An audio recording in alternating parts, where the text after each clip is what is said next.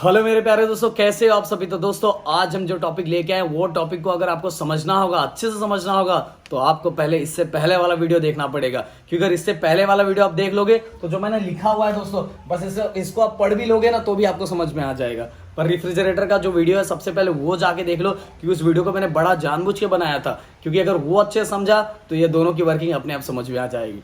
तो video start करने से पहले प्लीज वीडियो को लाइक करें, चैनल को सब्सक्राइब करें, दोस्तों के साथ जरूर शेयर करें और जरूर बताएं कि आज जो टॉपिक मैं लेके आया एयर कंडीशनर और हीट पंप। आपके घर में एसी है? मेरे इधर तो नहीं है भाई, मेरे क्लासेस में है पर घर पे नहीं है। बोलते ना बच्चों के लिए हमने सब किया, पर जहां हम रहते वहां कुछ नहीं है। ओके, लाइट भी चला जाता कभी कभी। तो एयर कंडीशनर मतलब एसी। एसी के बारे में आपको ये बताना चाहूंगा दोस्तों, AC same to same similar work करता है रेफ्रिजरेटर की तरह। जो इसके अंदर का, ध्यान से सुनना दोस्तों, ध्यान से सुनना। रेफ्रिजरेटर आपको याद है जो हमारा एवापोरेटर कॉइल था वो कहाँ था? इनसाइड द फ्रिज था, फ्रिज के अंदर था।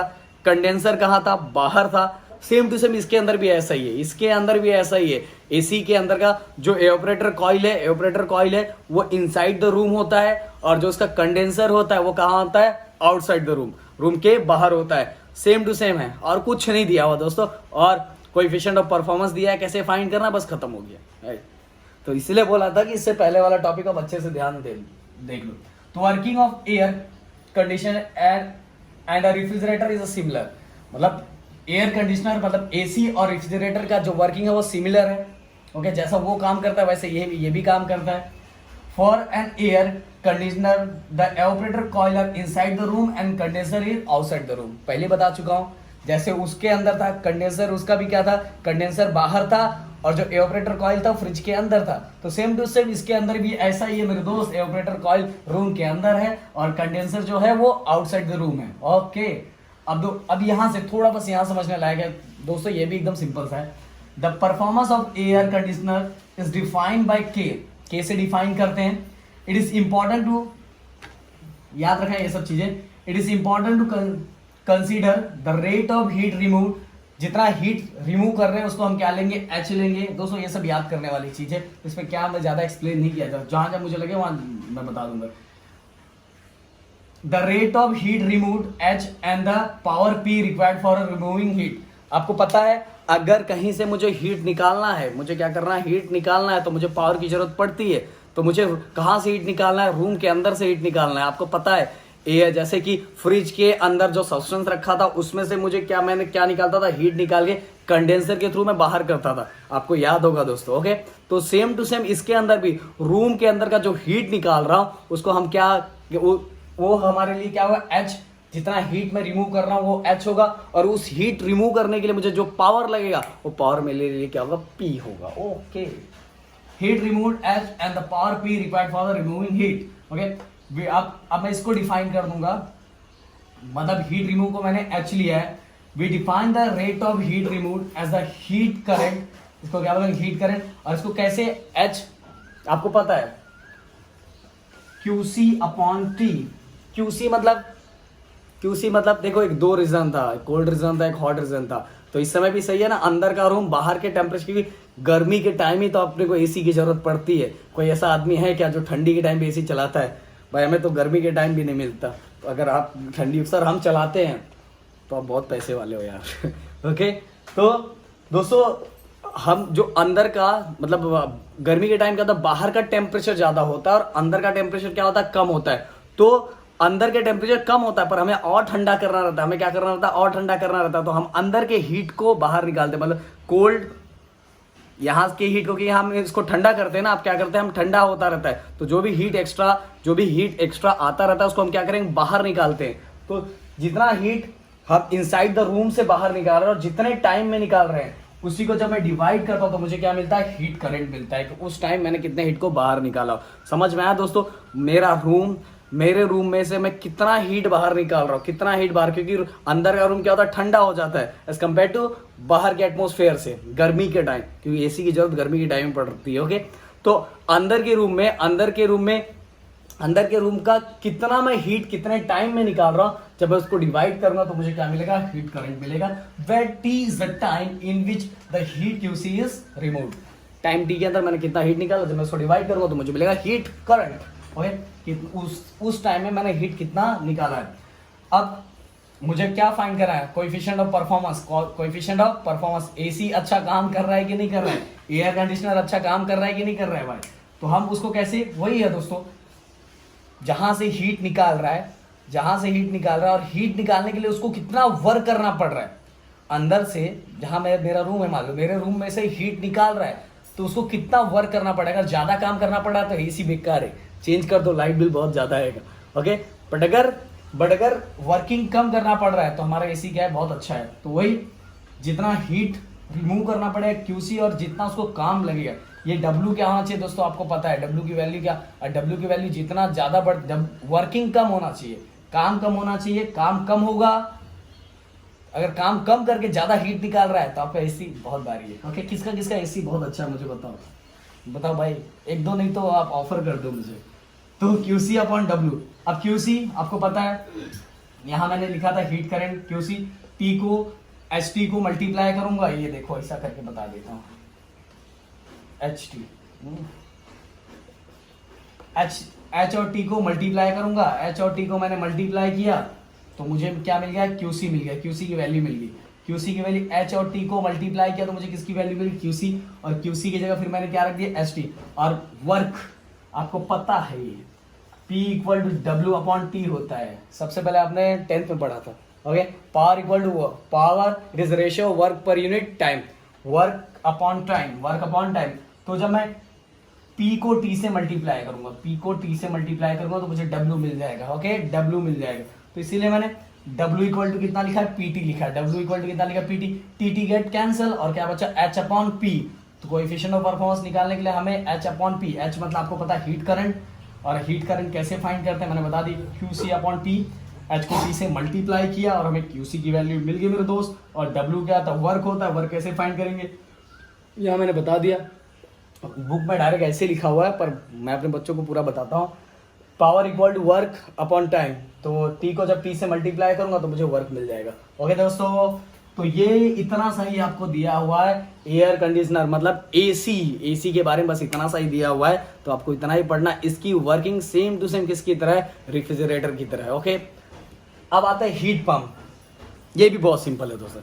हीट पंप पे क्या, देखो दिमाग लगाओगे ना तो अपने आप चीजें पढ़ने की जरूरत, मैंने बोला फिजिक्स क्या है पता, फिजिक्स ये है जो हमारे डेली रूटीन में जो चीजें हो रही है वही फिजिक्स है। हीट पंप मतलब अब उल्टा काम करना है हमें, पर working same to same similar refrigerator की जैसा ही है, बट अब चीजों को थोड़ा अलग जगह पे रख देंगे। जैसे अब मुझे हीट पंप मतलब अगर मुझे बहुत बड़ी बिल्डिंग है, उसमें बहुत सारे रूम है, या तो बहुत बड़ा मतलब बहुत बड़ी बड़ी जगह है जहां मुझे क्या करना है, उसको गर्म करना है। क्या करना है, गर्म करना है तो मुझे अब कंडेंसर को अंदर रखना पड़ेगा और एवापोरेटर कॉइल को क्या करना पड़ेगा, बाहर करना पड़ेगा। क्योंकि कंडेंसर क्या होता है, गर्म हवा छोड़ता है ना, तो कंडेंसर जहां मुझे गर्म करना है उसके अंदर कंडेंसर रखूंगा और एवापोरेटर कॉइल को क्या रखूंगा, बाहर रखूंगा। बस हो गया, खत्म। क्योंकि आपको पता है कि जो कंडेंसर होता है, कंडेंसर में से क्या होता है, गर्म निकलता है। आप गर्म हवा, आपको भरोसा नहीं है ना, फ्रिज के पीछे हाथ लगा के देख लो, ज्यादा मत टच कर देना, फिर नहीं तो बाद में हाथ लगाने लायक नहीं रहोगे। ओके, तो दोस्तों heat pump is a device which work similar to a refrigerator. Okay, वही हो गया। चलो मैं इसमें अलग अलग कर दूं, नहीं तो एक तो जगह की कमी है, तो कैसे कैसे कंजूसी करके छोटा छोटा लिखा हूं मैं। आपका प्यार रहा तो बहुत बड़ा बड़ा लिखेंगे हम लोग मतलब बड़ा बड़ा जगह मिलेगा तो बड़ा बड़ा ही लिखेंगे ना।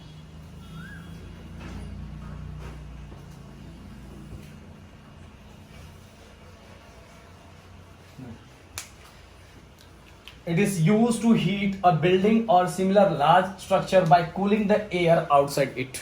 Okay?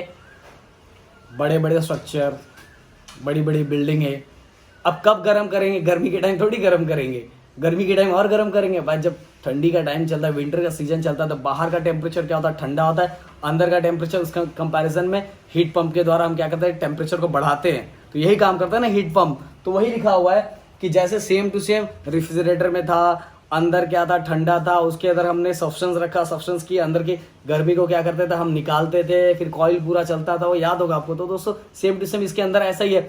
इस समय हमने इवेपोरेटर कॉइल को बाहर रखा, इवेपोरेटर कॉइल को बाहर रखा, और उस जो बाहर का टेम्परेचर उसमें से गर्म निकाल के उस गर्म को हमने कहाँ लेके गए अपने रूम में। और रूम में लेके जाके, क्योंकि रूम में क्या लगा हुआ है, कंडेंसर लगा हुआ है ना, कंडेंसर कॉइल लगा हुआ है, और कंडेंसर कॉइल के थ्रू हमने क्या किया है, उसको रूम को गर्म कर दिया। देखो दोस्तों समझ के चलो, बाहर का टेम्परेचर क्या है, विंटर में ठंडा होता है बाहर का टेम्परेचर, पर हमें अंदर के टेम्परेचर को अगर गर्म करना है तो हमने एवापोरेटर कॉइल के थ्रू क्या किया है, बाहर में से कोल्ड रीजन में से हमने क्या किया, गर्म रिमूव एक्सट्रैक्ट किया, मतलब बाहर निकाला, और उस गर्म को खींच के हम कहाँ लेके गए, कंडेंसर कॉइल के थ्रू रूम के अंदर, और फिर हमारा अंदर का रूम क्या हो गया, गर्म हो गया। ओके आरो कुछ चाहिए लगता है, प्रसाद की जरूरत है।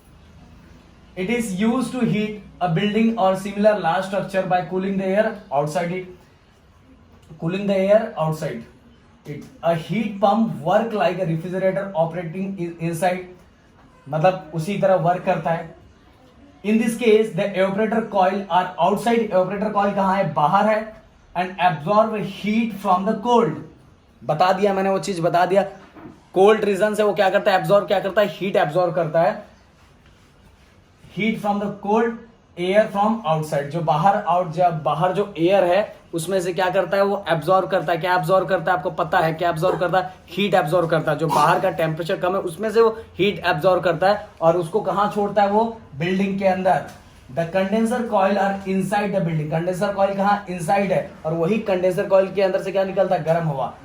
They release the absorbed heat the air inside, thus warming the building मतलब उसको गर्म कर देता है। तो दोस्तों पूरा वर्किंग समझ में आ गया, और ध्यान से सुनना, एक बार और बताता हूं कैसा था। अब इस बार कंडेंसर कॉइल को अंदर रखा, एवापोरेटर कॉइल को बाहर रखा।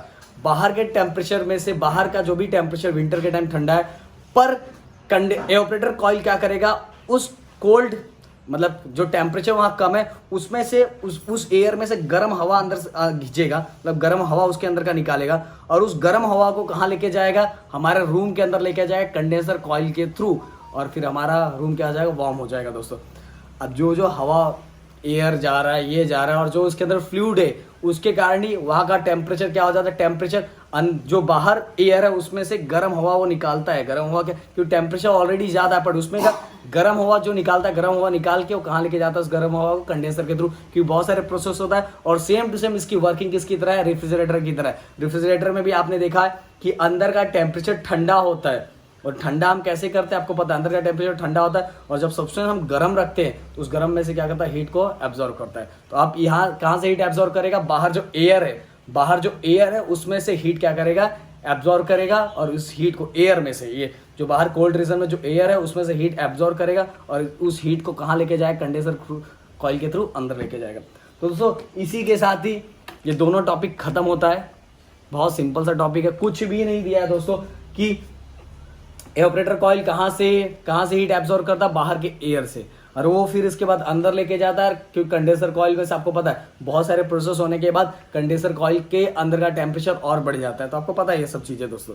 तो इस तरह ये हमारा दोनों टॉपिक कंप्लीट होता है, और बहुत छोटा सा टॉपिक था, पर फिर से बता रहे हैं ये टॉपिक अच्छे समझने के लिए आपको रेफ्रिजरेटर का टॉपिक अच्छे से आना चाहिए, तो ही ये टॉपिक समझेगा। बाकी इसके अंदर कुछ नहीं दिया, और लिखना बस इतना ही है, इतना सा ही आपको एग्जाम में आया, तो बस जितना मैंने लिखा उससे ज्यादा लिखने की जरूरत नहीं है दोस्तों। ओके तो दोस्तों चलो मिलते हैं नेक्स्ट वीडियो में। अपना ध्यान रखो, ज्यादा टेंशन मत लो, फोकस स्टडी पे बना के रखो।